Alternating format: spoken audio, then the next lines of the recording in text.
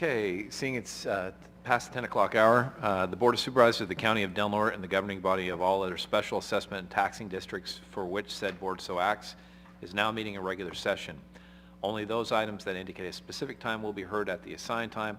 All other items may be taken out of sequence to accommodate the public and staff availability. Supervisor McNamara, will you lead us in the pledge? I pledge allegiance to the flag of the United States of America and to the republic for which it stands, one nation, under God, indivisible, with liberty and justice for all. Okay. Are there any introductions of new employees? Nope. Okay. Counselor, any reportable actions from closed session? Nothing for today. Okay. Okay, at this point, are there any deletions, corrections, or additions from board members to the agenda at this time? In order to add an item to the agenda, the matter must have come to the attention of the county subsequent to the posting of the agenda, and the matter requires action before the next regular meeting of the Board of Supervisors. Okay, seeing no changes. Okay, at this point, we'll hear brief reports and announcements from board members related to programs, projects, travel, and committees. Supervisor McClure. Thank you. I've had a couple of weeks of recovery from a fall because of my shoulder, and so I've been kind of laying low, but I have been working closely with the Marine Life Protection Act people, and the RFP is going to be released possibly in early December, maybe late November, and I have been extremely vocal in making sure that we have a representative on that RFP process, that when the RFPs are written, that we actually have someone from our community that is participating in writing of that RFP, because so far there's $16 million that's made available for monitoring of the MPAs throughout California, and 3 of the regions have already been, their projects have already been released, and about 11 people or organizations have been the same recipients in the 3 areas. And my position that I'm holding very strong is that we partner, that our RFP partners with Humboldt State as our basic science facility, and that we write that RFP accordingly to make sure that there is extra points given for partnering with Humboldt State. And I have also been very vocal in making sure that just like we were able to do the United Array when we presented our MLPs, the MLPAs, that we did that because we had boots on the ground in our community and people were educated about the possibilities of what was happening, and we were able to present the first United Array that happened in California. And I was just notified yesterday from Ken Wiseman that he has found funding and that we will have boots on the ground in relationship to educating for these RFPs as they are designed and developed. And he assured me that there will be a supervisor on the writing of the RFP, and possibly, I don't know if that means a supervisor from the 3 counties or if that means a supervisor from each county. I'm still negotiating with him and pressing fairly hard with Chesbrough's office as part of the resources committee, because I believe that this $4 million would be a 5-year investment in Humboldt, Del Norte, and Mendocino counties into the conditions of our oceans. And if we do not have local buy-in on the monitoring and local buy-in on the different activities that are going on, we will not have a successful report that will actually give us the conditions of our ocean. And so I believe we made great inroads into making sure that the monitoring people understand the significance of partnerships in this part of the world, because we need to make sure that this monitoring is done properly, and that we need to make sure that it is done in conjunction with our local university, meaning Humboldt State. And so that has happened, and I'm fairly confident that that we have made progress. I have met with Huffman, and tonight I meet with Chesbrough, and we're going to discuss that, and hopefully I see a light at the end of this, what I saw as a very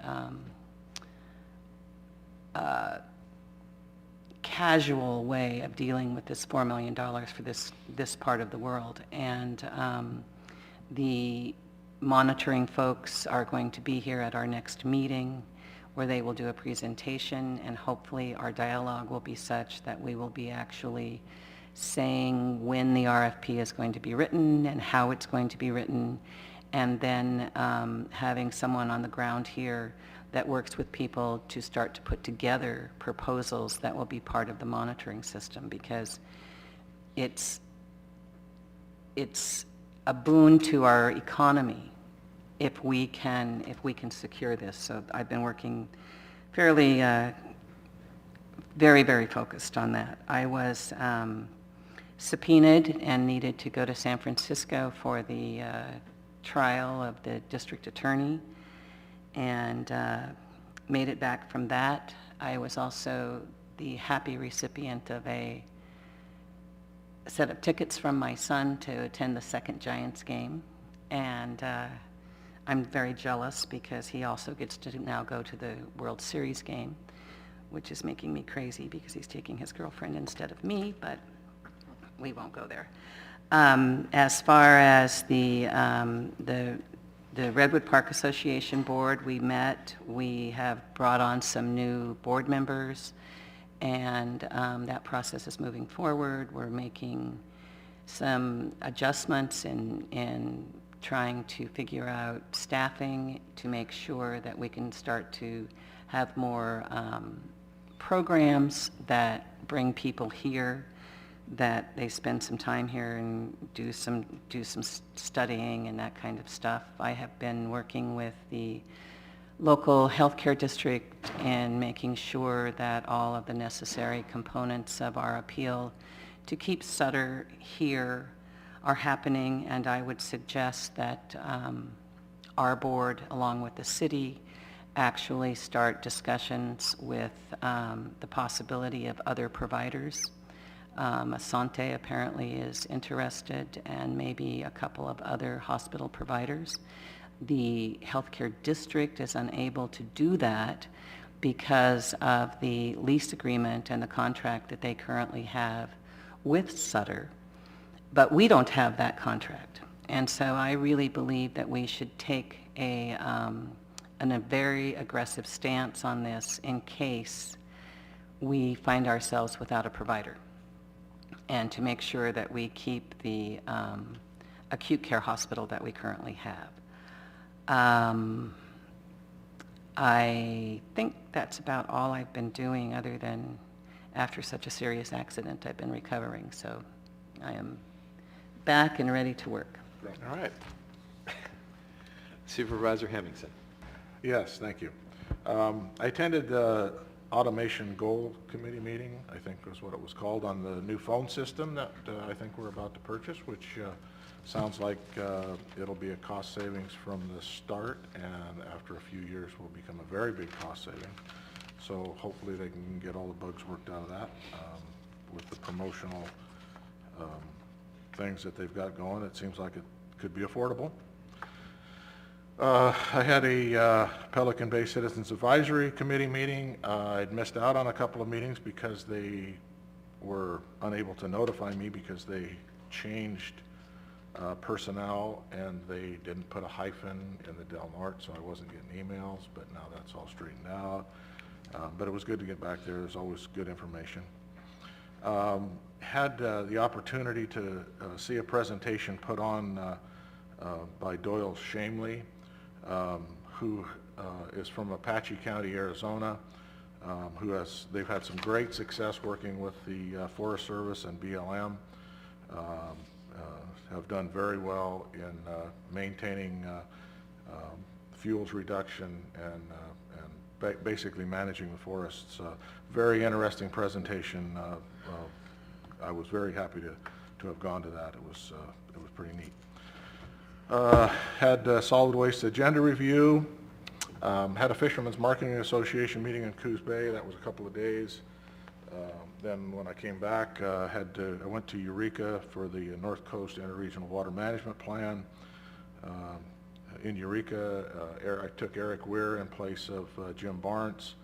Supervisor Sullivan, who is now on that committee, probably wasn't getting noticed because it's the North Coast Interregional Water Management Plan. Okay. But Martha was a previous member and was getting all the information, and so that wasn't being passed on to Mike. I was out of town. I didn't make connections. Zach's on the Technical Advisory Committee portion of that also, and I just didn't have an opportunity to get a hold of everybody. It totally slipped my mind. But there is money available, and this county has need and some projects that would fit very well under their guidelines. So hopefully we'll have more of a presence and be able to get some funding there. And also after that meeting, had a 5-county Salmonid meeting. We have a plan to meet with the Director of Fish and Game, I think on the 1st in Sacramento. So that's coming up. And yesterday had a LAFCO meeting, and we finally approved the MSR SOI for the library district, which was a couple of meetings coming, but they finally showed up. We got that all straightened out. And we're also working on our manual, starting to update that. That's going to be probably a couple of meeting process, but that's going well also. And that's it for me. All right, thank you. Supervisor McNamer. Yeah, and I also attended that LAFCO meeting, and yes, in updating the old stuff, we had a lot of stuff crossed out. It was harder reading all that. To me, it appeared like there was not much left. But first of all, I'd like to apologize for missing the last meeting because I had to make an unexpected trip out of town.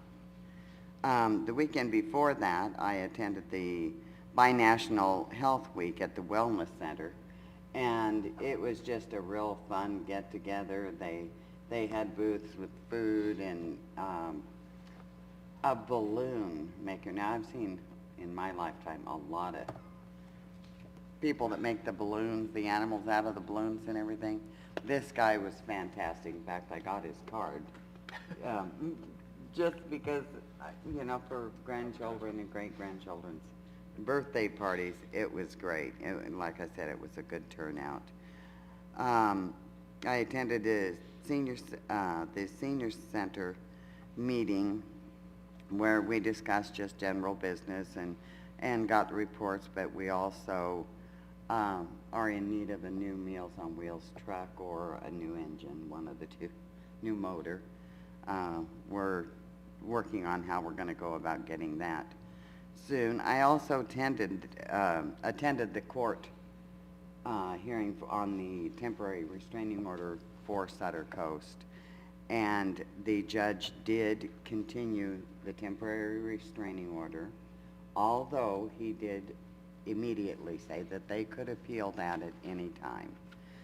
So I'm hoping they hold off on the appeal until something more can be worked out.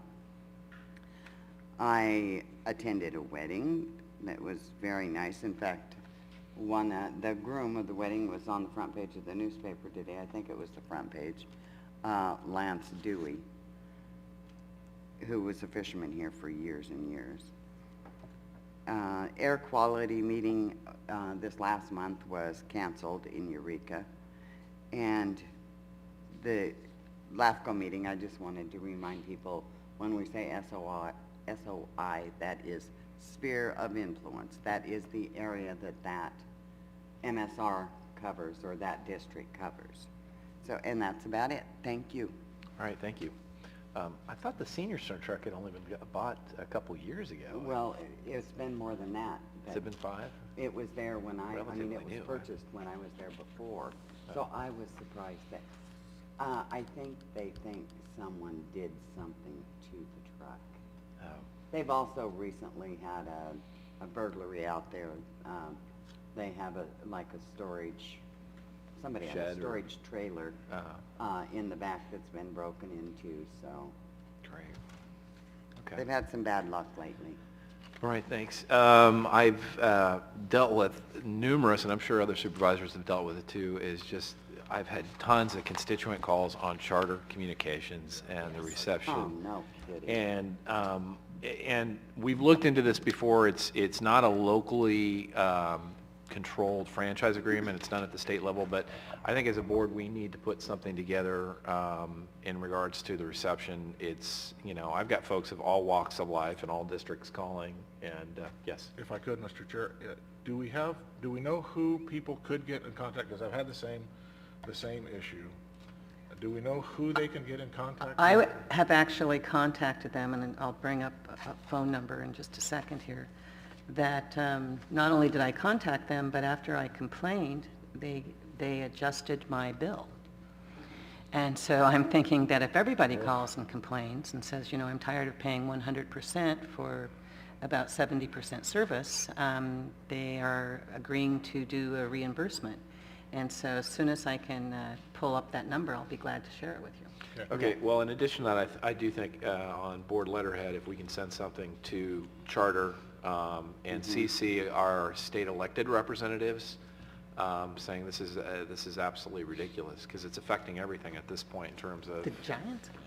Well, I don't know about the Giants. Well, it did affect that, though. Yes, If it you did. watched Oh, it yes, last it night, did. you get a delayed... It was frustrating. this- Could I interject Yeah, a little yeah. bit on this also, because we've all had the same complaints, and my husband is one of the biggest complainers because of the Giants games and Yeah. the football games and everything. I had spoken with the people at Charter here at the local office several months ago, and they blamed it on the feed in Eureka. I spoke with someone from another company here that said, that is crazy. We purchase the same local channels through Eureka, and they don't have any problem with their... Okay, so Their if the channels. board's in agreement, I think we need to have a letter from the board directed to charter and I CC do to too. our state representatives, because it is something that locally, it's not like there's a lot of competition, and they have the franchise agreement, so, Okay, here is the phone number. okay. It's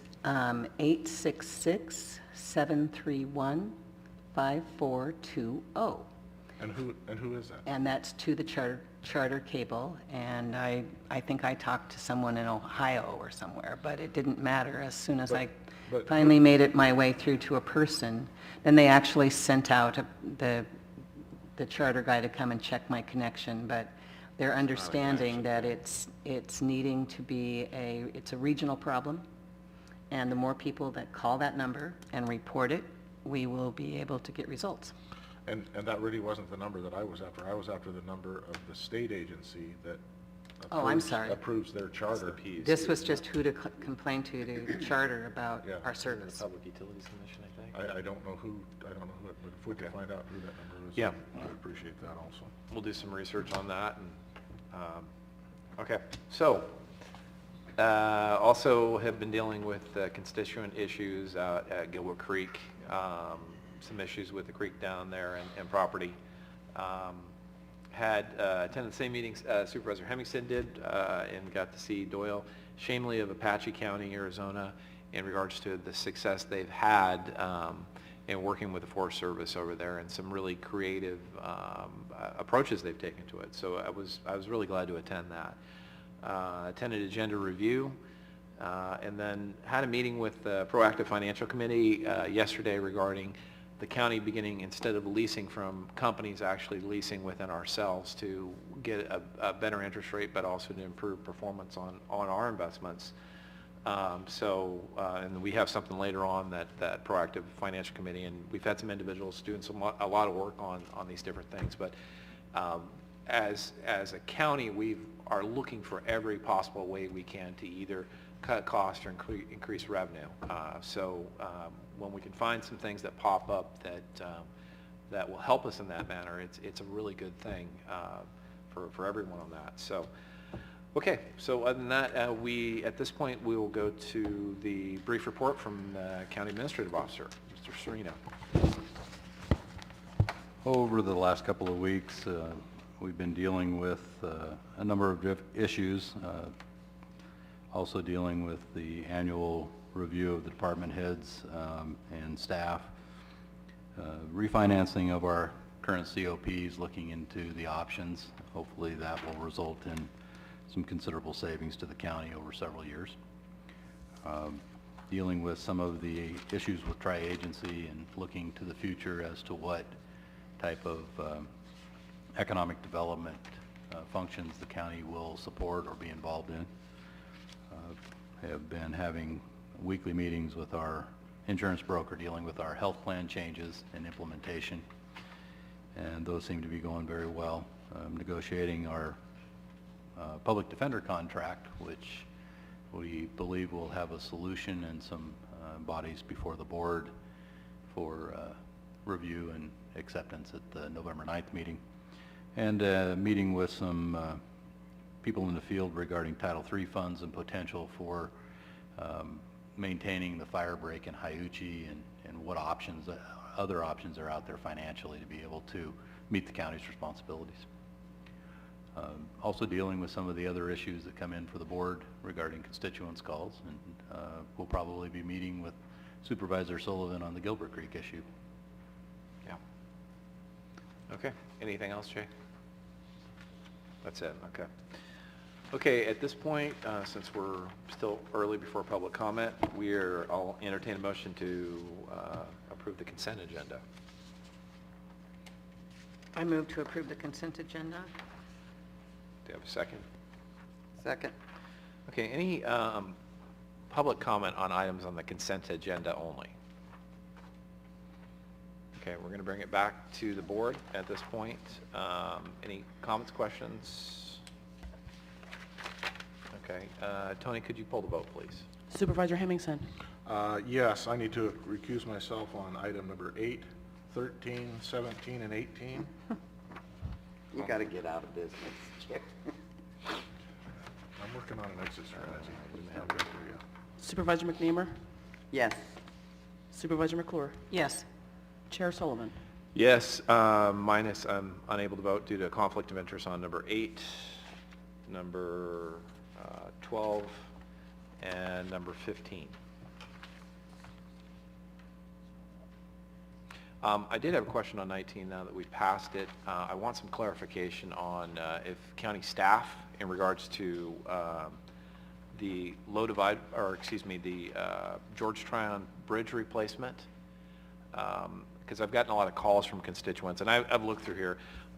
If Rosanna, are you covering that? When is the actual replacement of the bridge? Because I didn't see it in the material. I saw the design would be done in 15, but is there a long-term plan as to when the bridge actually gets replaced? At this point, I don't know when that date is because we're still in the transition mode where it's not going to be a county project, it's going to be an FHWA project. I know in late December, early January, FHWA will be here and will be doing their 15% field review. And they would also like to have a meeting with property owners and interested parties and have them come and comment and provide feedback regarding the local community's concerns as well as anything they'd like to see with the project. So then just to clarify, because I've had some constituents call me about it and they assume they were already going to construction on this thing. Just so the public is aware, they're just testing right now out there. They did geotechnical drilling within the right-of-way. Within the past month. They weren't able to go onto private properties because they didn't have the consent of some of the owners. Okay. They will be continuing to try to obtain that, but hopefully after January there'll be some more communication and we'll know where we are in the process. Okay, and it would be great to get an update on that, but just to reiterate though the fact that they are not building or replacing the bridge right now at this point, and in Haiichi on that George Tryon Bridge. So I do want to clarify that for the public, because Yes. there's been some miscommunication on that for There- them. There may be some confusion. This coming summer of 2013, Yeah. the 2 bridge replacement projects previously approved by FHWA will go to construction. Yeah, that's further down South Yes. Fork Road, though. Yes. Also, do you guys maybe give me an update later and send me an email on where we're at in the low divide project in terms of requesting federal highways money to our highway priority projects? We were unsuccessful on the funding application for Public Lands Highways Discretionary Program funds. Okay, all right, thank you. Okay, going on to, we're going to go to public comment at this point. It's 10:25. Members of the public may address the board on matters which are within the jurisdiction of the board. If you are addressing the board regarding a matter listed on the agenda, you may be asked to hold your comments until the board takes up that matter. Please limit your comments to 3 minutes or less. Any public comment? Dalton, come on up. If you could state your name for the record also. All right. I'm Dalton Alexander, representing Del Norte County 4-H as an all-star. And I'm here today to invite all of you councilmen to the soup supper auction banquet that we are having on November 3rd. And the soup supper is the largest fundraiser that 4-H as a county puts on throughout the entire year. And I have brought complimentary tickets for you guys, and we'll leave them with the clerk. Okay. Any questions? And what time is that at, too, Dalton? It's, the meal is 5 to 7 with the auction beginning at 6:30. Okay. All right. Well, thank you. Thank you. Thank you. Any other public comment?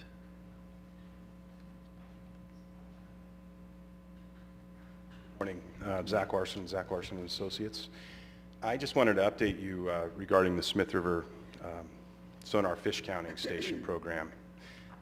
We have found some funding from a private source in the amount of about $13,000, and so we're trying to cobble a program together for steelhead season. We're hoping to be in the water on December 15th, and I have submitted a proposal to the steelhead catch report restoration program that has some funds available, but the timing of that funding may not be great for us. But we're doing what we can to cobble it together, and it's been a little frustrating, kind of like watching the Giants game on Channel 2. So thank you for that. But anyway, I have a copy of this proposal, and CAO has a electronic copy of that version, so appreciate it. Would you need or wish to have a letter of support for this project from the Board of Supervisors that would go with that proposal? That is a good question. I think anything at this point would help, especially the timing of it, because they told us it would take 5 months or 4 months to get a contract together, and a letter of support from you may expedite that. So I would suggest that we do a letter of support and also identify the urgency of making sure that we hit steelhead season so we have an accurate count on Smith. right. I was on the phone with the steelhead card person this morning, and just trying to get their data. Their data is actually part of our project too, so yeah, we would appreciate anything, so thank you. Okay.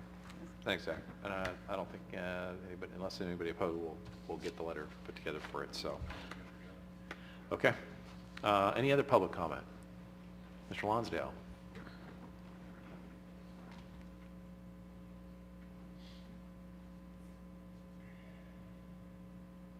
Mr. Chairman, members of the board, my name is Bill Lonsdale. I live in Crescent City, and y'all have stolen some of the thunder of what I wanted to talk about, which is the absolutely disgraceful service provided by Charter Communications on the cable.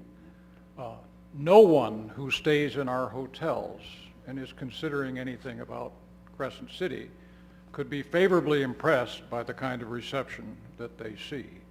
What does that say about our broadband capability? What does it say about our technical capability and what does it say about the quality of life in Crescent City. If we want to attract people up here, we've got to fix our own problems with these things.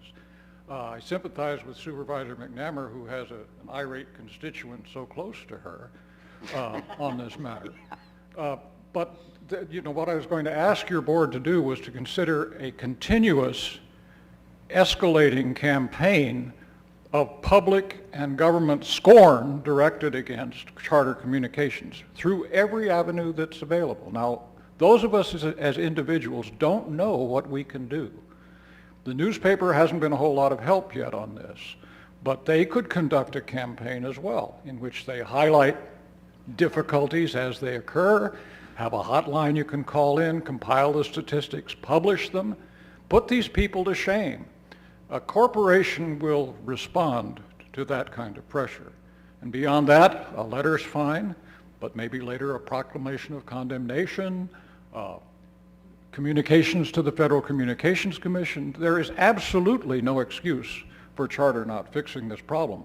And the steps that you're starting to take now are good ones, but it has to be continuous and it has to be escalating. And I'd ask your board to consider that. And I'd ask the newspaper to consider putting more light on this matter. Thank you very much. All right. Thank you, Mr. Lonsdale. Any other Thank you, public Bill. comment? Okay, seeing no public comment, we're going to go ahead and close the public comment period. And at this point, we will go on to another timed item, item 27, where we will adjourn as the Board of Supervisors, reconvene as the Board of Equalization, and conduct a public hearing for a change of assessment, parcel number 116-270-09, 2011-12 Sandry. So at this point, I will now open the public hearing. If you wish to speak, please step up to the clerk's table and use the sheet provided to sign your name and address for the record. You have 3 minutes to speak. Please use the microphone so that your comments may be heard. And at this point, we'll wait for the assessor's office to do the staff reports.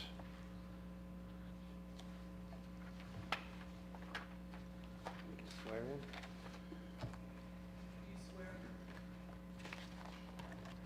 Do you swear or affirm that the testimony you are about to give in this matter, now pending before this board, will be the truth, the whole truth, and nothing but the truth, so help you God? I do. Right, Okay, Steve. my name's Steve Hart, and I'm with the Steve. Del Norte County Assessor's Office. Okay, on 2/27/1997, Mark Baker grants to Joseph P. and Tracy L. Singletary as joint tenants.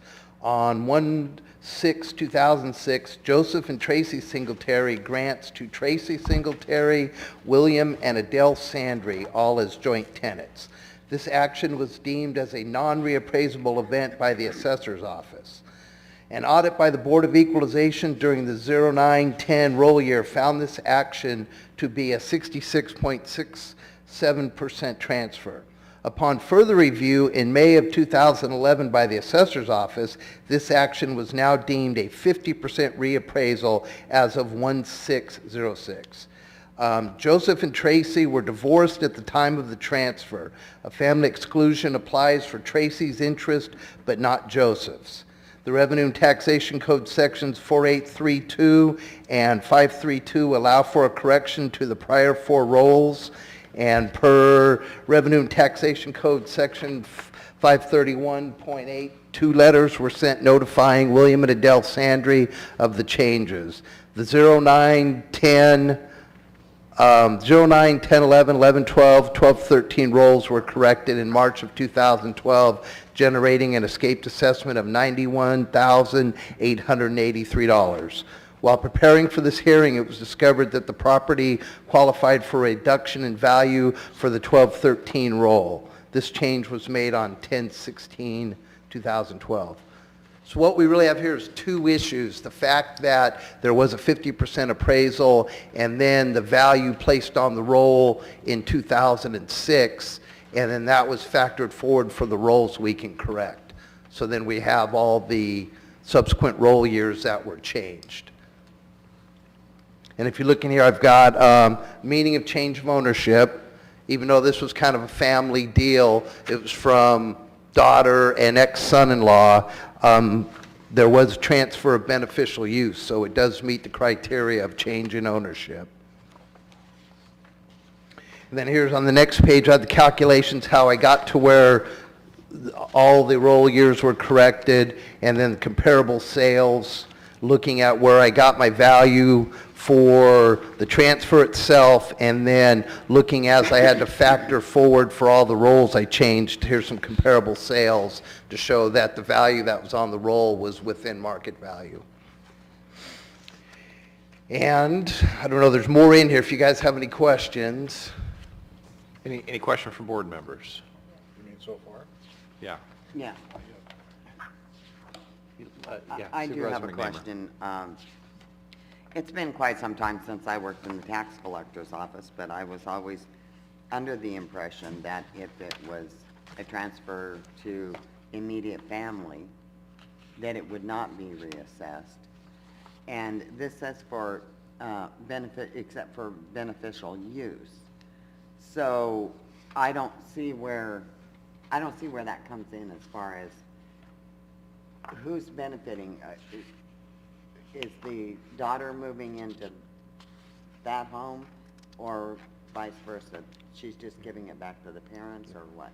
The beneficial use changed because the Sandries were not on title. It was the Singletaries. So right there, when it went to the Singletaries to Sandry, there was a change in beneficial use there. So that meets the criteria of change in ownership. And then Tracy is a daughter. Right. So she gets family exclusion. So her 50% portion, giving it to her parents, is excluded. But at the time of the transfer, Tracy and Joseph were divorced. So there is no exclusion for the ex-son-in-law. Okay. So his portion got reappraised. Okay. Okay. Any other question from supervisors at this point? Okay. So at this point, I'm going to, if there's no other board question, I yes. didn't know he was all done. Supervisor Hemmingson. Well, and I'm, not that I'm not easily confused, but I have 3 different tax bills here in my packet. That's for the It's all, are they all? several years. Huh? But they all have the same fiscal year of 2011, 2012, and there's 3 different amounts. Do you have those, Steve, or? I may have a copy, but what the rolls I corrected were the 9-10, 10-11, 11-12, and the 12-13. So how the tax collector lays it out, I think up in the corner, doesn't it say for the roll year involved? Let me look here. It's just confusing to me. I don't know whether it's, whether the bills have been changed to, At this point, the bills would have come and gone and been paid, so those are amendments. So I think somewhere on the top of that bill, it says it's an additional bill. One of them says this is an additional bill. well, these 2 say additional bills. Okay, so this was the reappraisal then? Yes. That was the part that was just confusing to me, that they were all for the same year, all the same piece of property, and then there was 3 different amounts. Is that because that's it? Yes, what happened, because I can only go back a few rolls, so the event date was 2006, but we did correct the 9-10, 10-11, 11-12, and the 12-13. And I guess there's 4 bills, not just 3, so that's all I was curious about, and thank you for explaining that. Any other questions from supervisors?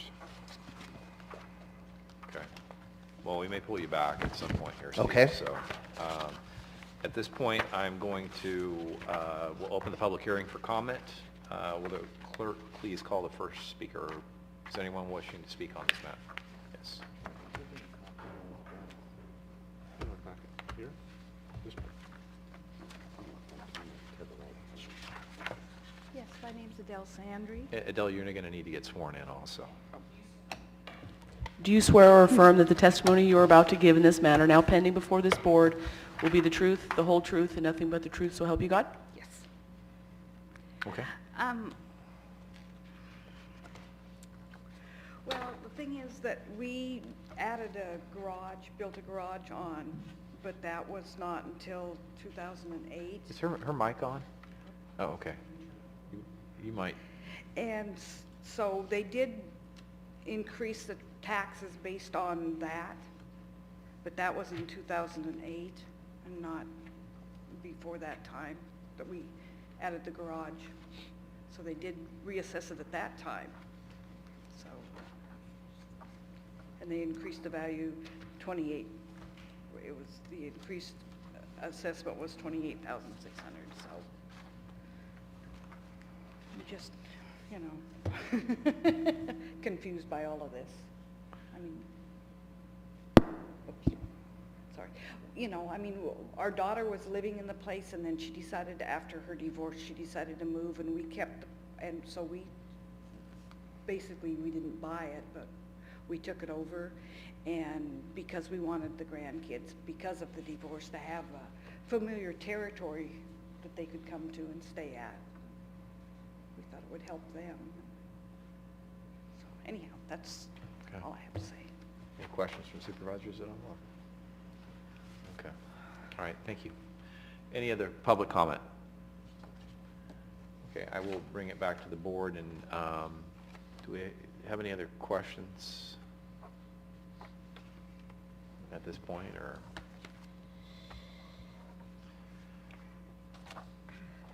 Do we have any motions then? Or do we want a couple minutes to?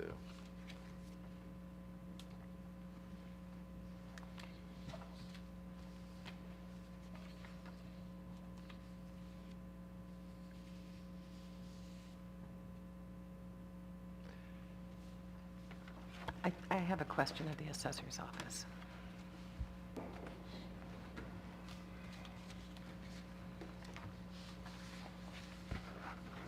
I want to be clear of what I think we're doing here is that you have found some errors in time going back from 2008 through 13. Is that right? They were not errors. It was a reappraisable event as of 1/6/06, and I cannot go back and correct the rolls that far, so I did the appraisal as of 1/6/06, and then that would have been without the garage, and then I factor it forward to the next year, the 2007, 2008 year, and then they had built the garage, so I had to add that value back in, and then the CPI factors get applied for the years going forward. So this was not an error. This was just a correction to the prior 4 rolls as allowed per law. And so we're not doing an increase in taxation right now. Yet, yes, we are.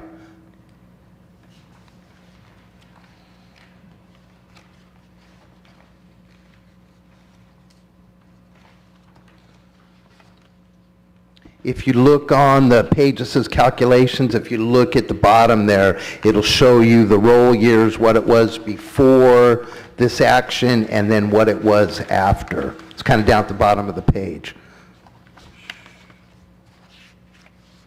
Of the current roll, is that what I'm looking at?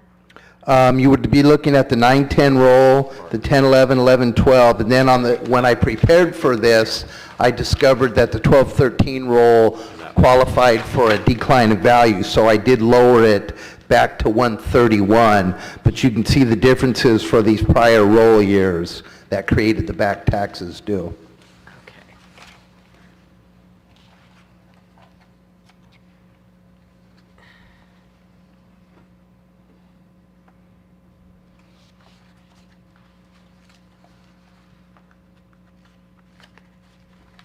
I'm still looking for that page, sorry. Okay, it's It's in your packet that you just... yeah, it's 4th page calculations. It'd be down at the bottom. Okay. So you're now saying that the value is the 131? For the 12-13 roll, but in this action, we had to go back and correct other rolls. So the 9-10 roll, if the action wouldn't occurred, the total would have been 133.50, but after the transfer and the CPI code applied for the years, it come up to 169.50 for the 9-10, 165.67 for the 10-11, and the 11-12 was 156.175, and then the 12-13 would have been the 158.010. But like I said, as I was preparing this, I noticed that there was It was in a state of decline, so I did subsequently lower it to the 131. So, if I could. So you didn't, even though there could have been a decline in the 910 and the 1011 and the 1112, you didn't put that in place? Well, under the Revenue and Taxation Code 51.2, it's in here, there's nothing construing our office to have to reappraise it every year. So, and then if you read another part of the section, it says that property will be at its market value as on lien date, January 1. So magically, it's supposed to get there because it's supposed to be there, but the assessor's office is not compelled to have to reappraise everything. We do look when we can, and then the public does request. So we're looking, public's requesting, so we're doing it, but we're not compelled to have to do it. But the question would be, in this case, as I reappraised it, factored it up to the appropriate roll I could change, and then the factor for the next roll, we have to look at, I'm kind of looking at this after the fact, because I was not compelled to do it before, but if you look on my comparable page, if you look at the comparables I would use, will show that the value that's on the roll is within the market range. So the rolls I corrected, looking at the comps, the value out on the roll was in market value. Coming up to the 1213, the value on it was over. So, and I did not correct it at the time I did this.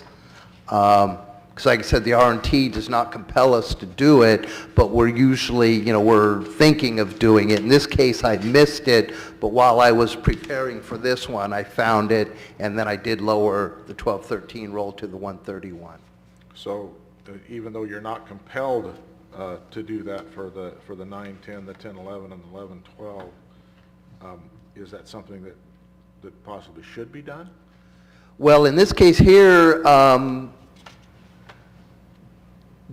that it's come to the hearing, the board can look at it, and if you feel that it should be lowered, that's within your right. But like I said, with the comparables I put here, it looks that the value that was on the rolls for the changes are within market until you get up to the 1213, and that has already been addressed.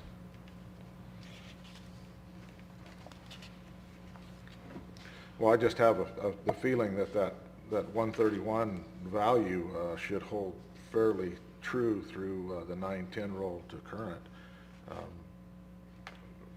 You would have to look at the comparable sales. So if we go back to the 2008, properties were starting to decline. So things were declining, but not to that point. Yeah. No, and I understand that there's you're dealing with different time areas. I'm just dealing with after the 2008, and you're dealing with the 2008.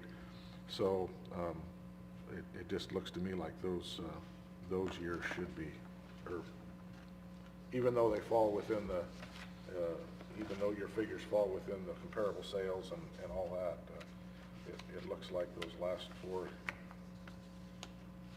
three tax rolls maybe should have some room in there. I don't know. So, Go ahead. due to an error of, as ownership had changed, we didn't do the interest of the 50% in the additional billing. Is that correct? And because what I'm looking at is that the property owner all of a sudden had a $1,000 bill that they hadn't anticipated. Is that kind of what happened here? Yes.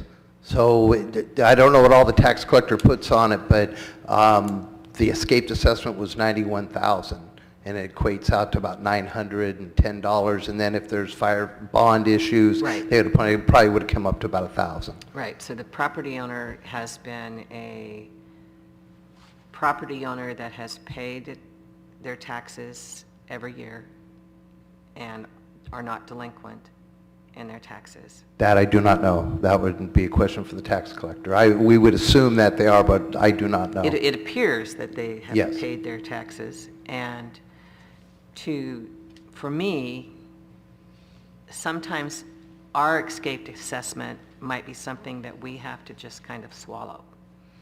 Just because when I have a taxpayer who gets their bill, pays their bill, and does what they believe is the right thing, then to all of a sudden get a $1,000 bill for a three-year period.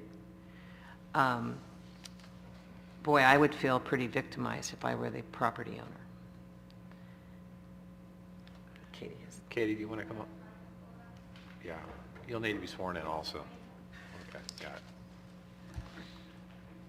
Do you swear or affirm that the testimony you are about to give in this matter now pending before this board will be the truth, the whole truth, and nothing but the truth, so help you God? Thanks. Let me just explain one thing about the assessor's stand on this issue. Prior to the reappraisal, we were under the impression, and it was marked on the preliminary change of ownership, that this was a transfer within a divorce of the Saunders' daughter, Tracy. And we took it as that. But when we were audited, the Board of Equalization said we did not have proof. We have to have legitimate proof in the file. So they were the ones that demanded that we do a reappraisal because it was against the law. Oh, It okay. was considered a reappraisal legally. In the meantime, Adele will agree with you. I talked to her and I asked her, bring us in a copy of the divorce where the divorce awards the property to Tracy. We are willing to accept that as proof, and we will back out this work. So that's all we're requesting at this point. But if we don't have that information, we have to stand by the letter of the law. So does that explain to you? Could that information come with a, like a sworn statement from the family members, and then it be with a... If we just get a copy of the divorce where it's awarded, that's all we want. We can stick it in the But file. if it weren't in the, if it weren't language in the divorce, could it be on, with a public notary and a sworn statement? No, it would have to be awarded to her in a divorce. It has to be a legal document awarding her the property. Okay. You see what I'm saying? It has to be a legal document. And we can accept the legal document as her ownership. At that point in time, the deed transferred from Singletary, Joe Singletary, and Tracy, we would consider him just signing off his interest, because at that point he didn't own it. It was just taking his name off. And that Tracy would be 100% ownership to her parents, in which case it would be a family exclusion. Right. Okay. So Okay. it's kind of one of those kind of calls. But as far as it stands now, with the Board of Equalization involved, we had no choice but to reappraise. That puts it in the light on it. Does that Thank you. answer all the Yes. questions? Okay. Thanks, Katie. Is there Well, yeah, any divorce paperwork? I That- guess that- is that... that's my question. Is there the divorce paper that seems like that's all we need to solve this? They might be working on that right now.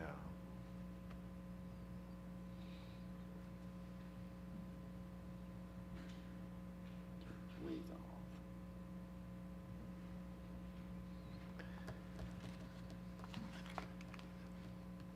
Do we need to take a recess here for a second? Let's go ahead and take a 3-minute recess, and then we'll continue the hearing after that.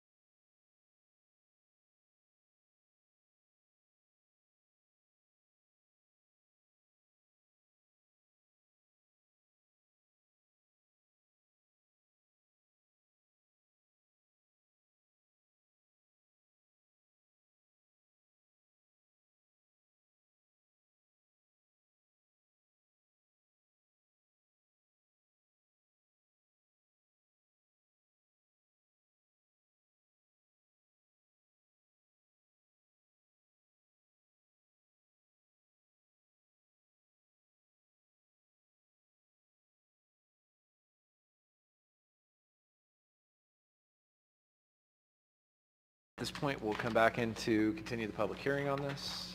Do we have any additional information at this point, or are we still, was there any divorce paperwork there, or none presented, or? Well, Mrs. Sandry does have a divorce settlement from her daughter and her ex-son-in-law, but the wording of the property settlement is very vague and ambiguous. I could not make a call on that. Before I could do anything, I would have to refer to the state and get the state's response, and it may come down to a call for the assessor.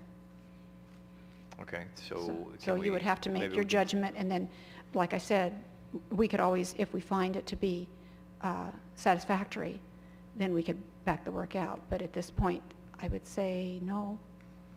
Okay.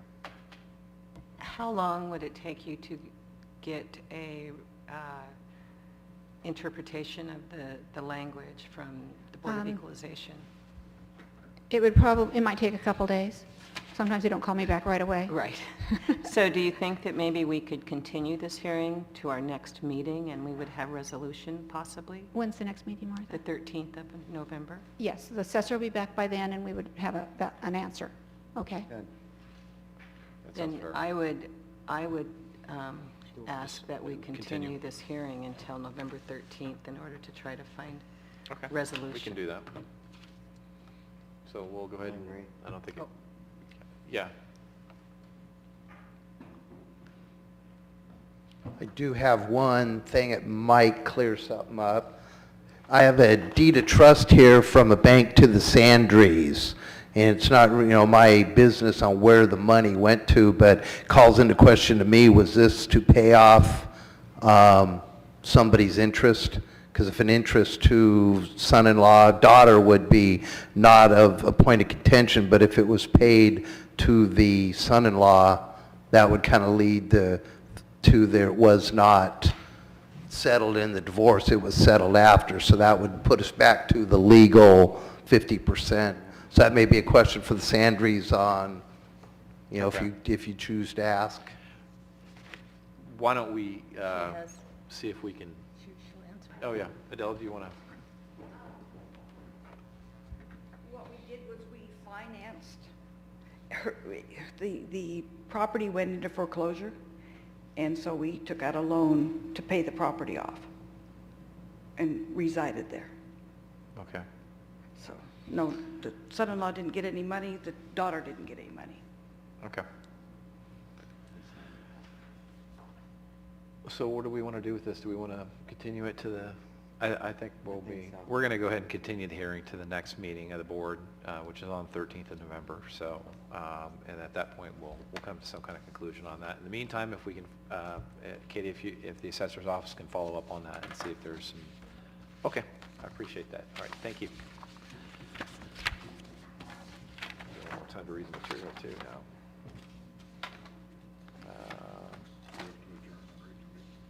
At this point, we'll adjourn as the Board of Equalization and reconvene as the Board of Supervisors.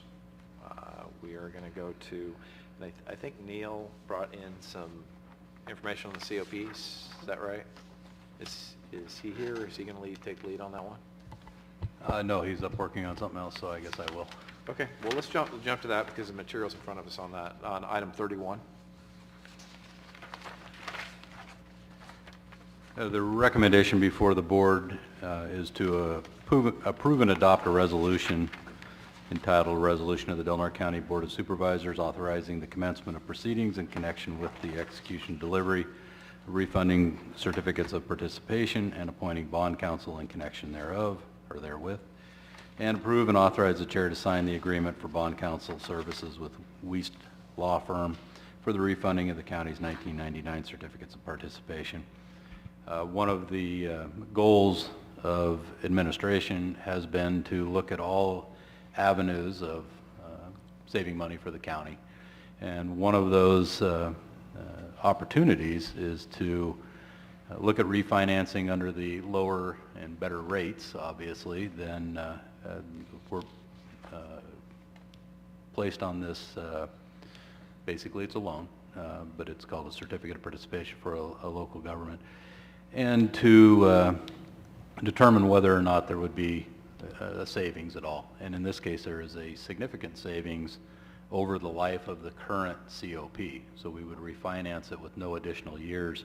What Mr. Lopez brought down was a chart showing essentially what that savings could be. And in this case, it averages out about $45,000 a year through 2029. And so in doing so, you'd be looking at a very significant savings over the life of these COPs.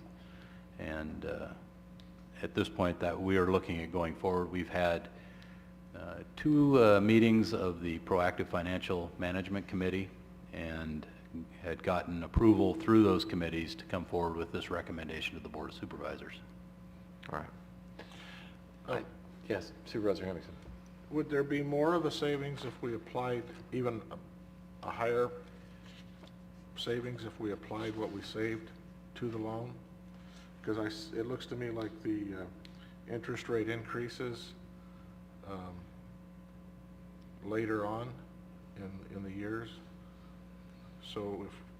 Applying back the savings to the loan as a principal? Yeah. Well, obviously, if you paid your principal down earlier, yes, there probably is additional savings.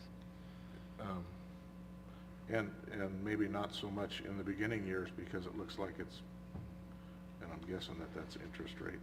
But these work a little bit different because these are basically working like bonds. They're sold to investors at that point. So I don't know if we could necessarily pour the savings back into it on that. The nice thing about it, and I need to thank Mr. Lopez for it because I know this is not his responsibility, but he has taken it upon himself, and it's going to save the county over $45,000 a year, or a total of close to $800,000. So I appreciate the work he's put into this. This is exactly the type of initiative we need to improve the financial situation of the county, and you know, you can look at it as possibly a deputy sheriff right there in terms of savings-wise. So if we equate it to jobs, so. Anyway, it's, you know, the Proactive Financial Committee 100% agreed with the refinancing on it. That was the recommendation from the committee. Yep. And for it to the board. So we can certainly look into whether or not it could be paid down, but Supervisor Sullivan's more familiar with the bonds. I defer. That's not a problem. I was just asking the question.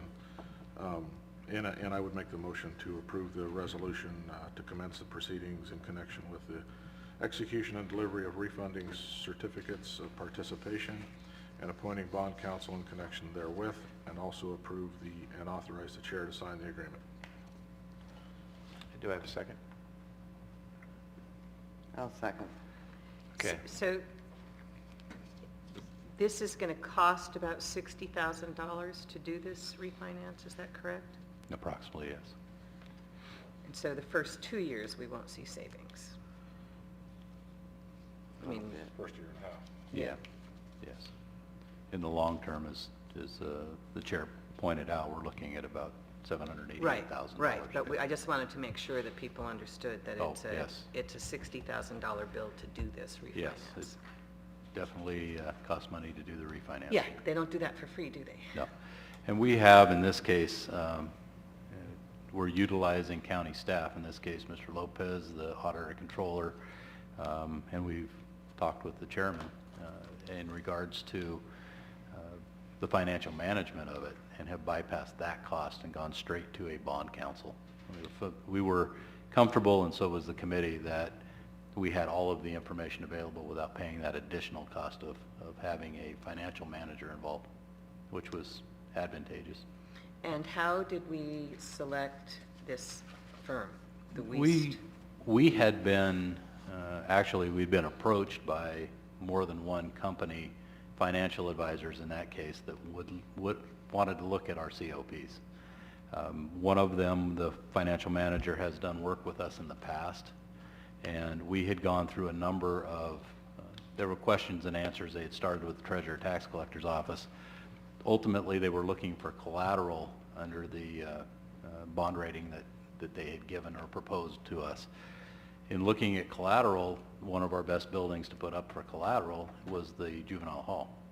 Unfortunately, when they went to get bond insurance, the consultant that they were using would not allow the use of the juvenile hall because it's in a tsunami run-up zone by plan. Now, right on the map says very clearly, do not use this for real estate transaction purposes. We had some very direct conversations with the consultant, and he would not back off. Weist came in with a different proposal, which included not needing the bond insurance, which at that point took that issue off the table, and they became the most attractive. So we had approximately 3 firms in this case of different types of expertise, but it's obvious that Weist also has some specialty in financial management also. And where are they from? Their company, I don't have their address with me right here. I thought they were, was it Sacramento? I thought it was down, it's Or the Bay Area? middle of the state, I believe, but I can't tell you exactly which one. Oh, Northern California. Well, I wouldn't call it that, but, Yeah. and I know that's facetious, but, I know. Okay. but yes, we did do the background on them You and vetted checked. them. Yes, they were Scotts Valley, that's right. That name comes up. But we did do the due diligence, and they had multiple counties, and had also, I believe, worked with the city of Crescent City at one point. Okay, It looked like the county of Del Norte, but they were, I think it was the city inside of the county of Del Norte. got it. Thank you. Okay, let's move to any public comment. Seeing no public comment, bring back to the board. Any other questions or comments? I just want to say good job in figuring out a way to save lots of money over a period of time, because every dime we save, we will be better off in the long run, so. Well, as Good the job. chair pointed out, and Mr. Lopez wants no extra credit for this, but he was the lead on this, and, it is one of those, it's a relatively significant Yeah. project to take care of, and I appreciate it very much. He's the money man. We're happy. Tony, could you pull the vote, please? Supervisor McClure? Yes. Supervisor McNamara? Yes. Supervisor Hemmingson? Yes. Chair Sullivan? Yes. Okay, that's been moved and approved.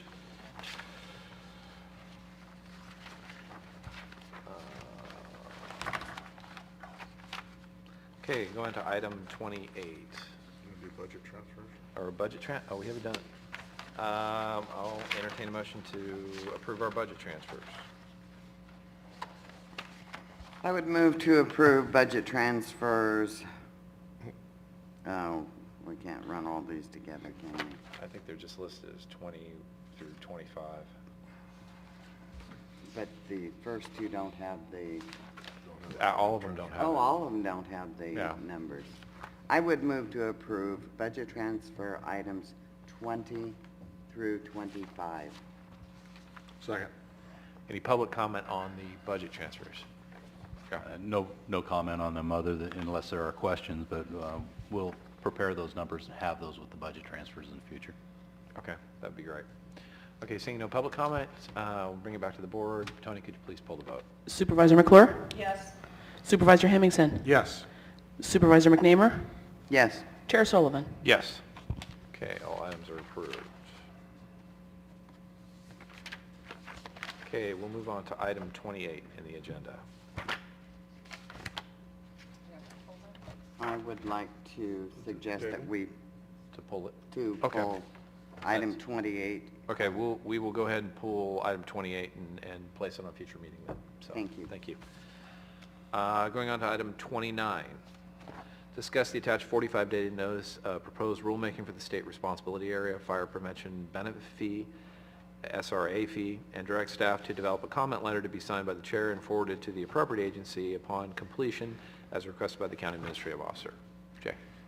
Before you today is the notice that came out regarding the 45-day notice, so that goes until December 5th, and I'm requesting that we get some direction regarding a letter. There's been a lot of comments through the Board of Supervisors at previous meetings, so I believe I have the gist of the board's stance on this, but would just like direction to be able to put the letter together and then bring it back at hopefully the next meeting to be able to be ratified and sent forward. Our question, are we going to have anybody there? At this Is point, David planning on being, Supervisor Finnegan planning on I'm being not there? aware of Supervisor Finnegan's schedule, no. At this point, Okay. I would say we don't have anybody scheduled, but that doesn't mean it can't be. You know, I did have a constituent call me and want to know the state responsibility areas, a map of those, and then all of those people that were not, the representatives in the areas that were not state responsibility areas, how they voted on this measure to appropriate this tax to all the rest of us who are in that area. So I don't know how I find that information out. I'm sure I can get... Legislatively? Yeah. Legislatively, the urban areas didn't care. And that's where the populace is, so then they place this tax on the rest of us who are.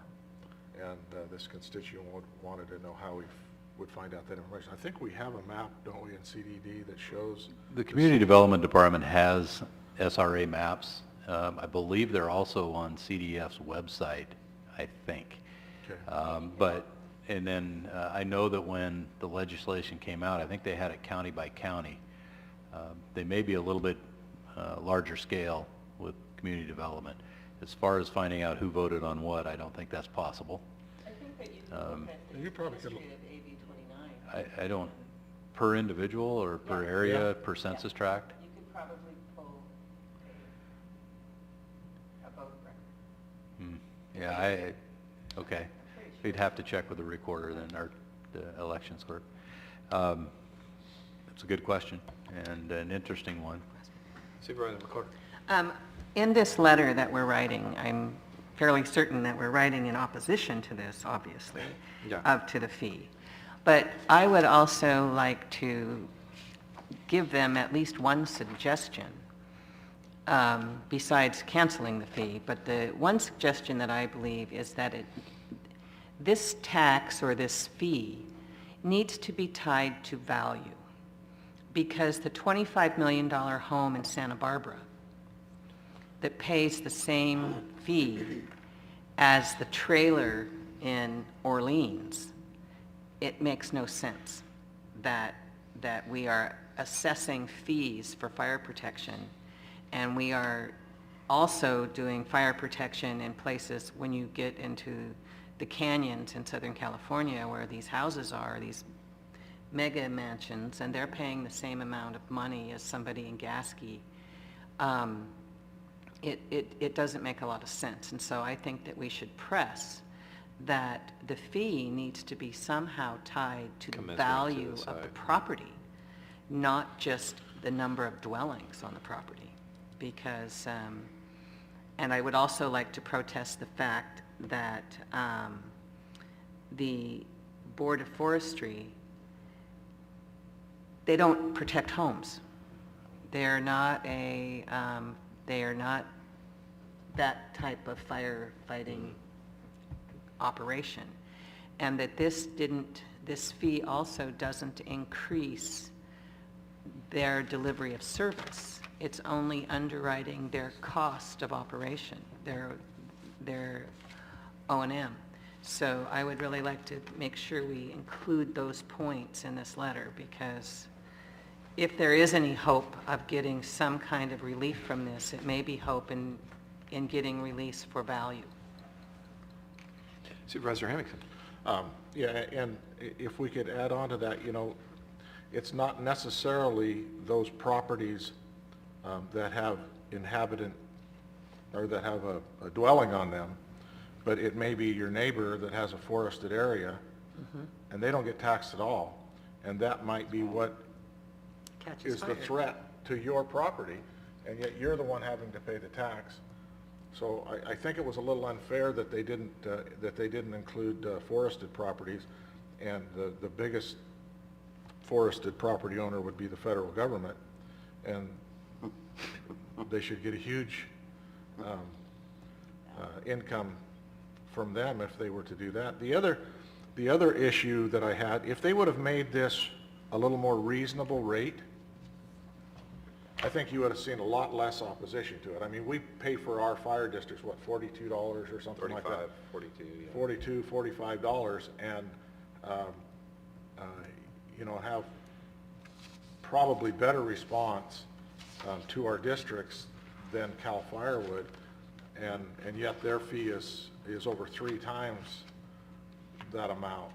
If they would have come in with a $25 fee or something like that, I think you'd have seen a lot less just because of the value, of course, a lot less. Not that I'm promoting any kind of fee at all, but I think it needs to be distributed across those forest lands that are the potential danger, to these fires to be included. I think that it was wrong that they allowed those to get off But that was their intention in the first place, as far as, any of us are concerned.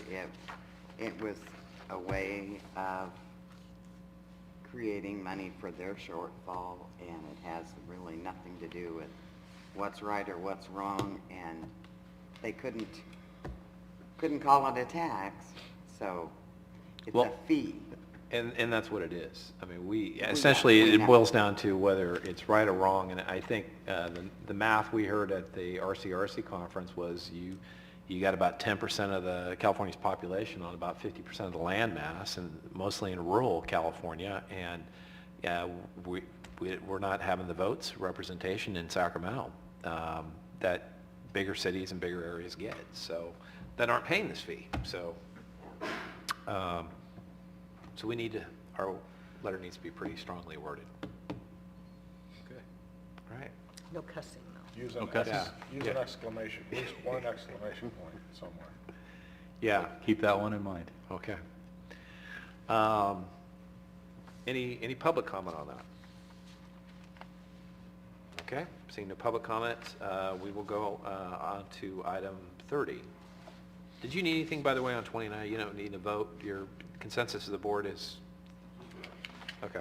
Got it. Okay, item 30, waive the full reading in title only, and introduce ordinance number 2012-002, entitled An Ordinance of the Board of Supervisors of the County of Del Norte authorizing an amendment to the contract between the County of Del Norte and the Board of Administration of the California Public Employees Retirement System as requested by the County Administrative Officer.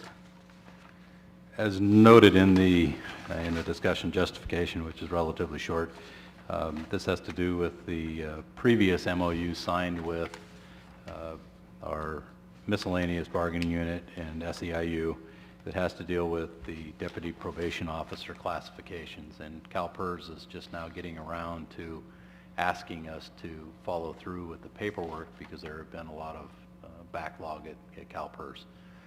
The action taken on this was a year ago or more, and now we're in the process of having to perform because they've asked us to follow up on it now. We have been paying the correct fees into CalPERS since the beginning, so this is the final step. Okay, any questions from supervisors? I'll entertain a motion then. So we do that now at the first reading? Do we approve this now? You can waive the full reading. I move that we waive the full reading and read in title only the ordinance number 2012 sorry, I don't have the number. We don't have a number on it. Not yet. I think it had 002 in the 002, in the agenda. okay. Yeah. Second? Been moved second. Public comments? Seeing no public comment, bring it back to the board. Tony, could you poll the vote? Supervisor McNeamer? Yes. Supervisor Hemmingson? Yes. Supervisor McClure? Yes. Chair Sullivan? Yes, okay. We are moving on to item 32. Consider miscellaneous legislative and budget matters pertinent to the County of Del Norte. Authorize the chair to sign and send appropriate letters with respect to matters pending before the state or federal governments. There's really not much to report at this point. New legislation has been limited. We do expect when they come back into session that we'll be seeing more. As far as the budget is concerned, had a short conference call the other day that I think went a lot longer, but it had to do with AB 109 and states' issues with meeting the thresholds required for their prison populations. And they are somewhat on track of meeting those, and they were looking at what those impacts would be. Right now, they believe they're minimal because they're meeting the intent. They've been asked to go in a little bit of a different direction by the feds, but at this point, I think they're on pace to not affect us any more than they already are. And what that means is the numbers that they had projected for people staying in Del Norte County or coming back to Del Norte County were a little higher than what they originally placed. So we're monitoring that. That was through CSAC, and some of the larger counties definitely have issues. More population and not a lot of place to put them. So it's important statewide, but for us, not terribly significant right now. Okay. Okay, unless there's anything else, to the public, I would encourage you to go out and vote. That's And your call charter. responsibility. Yeah, and call Charter Communications if you have them and have issues like most of us do with the reception that's going on right now. But I would encourage you to, as a voter in the United States, to show up and vote on Tuesday the 6th. So anyway, that's it, and we'll adjourn until the next meeting. Anybody that has charter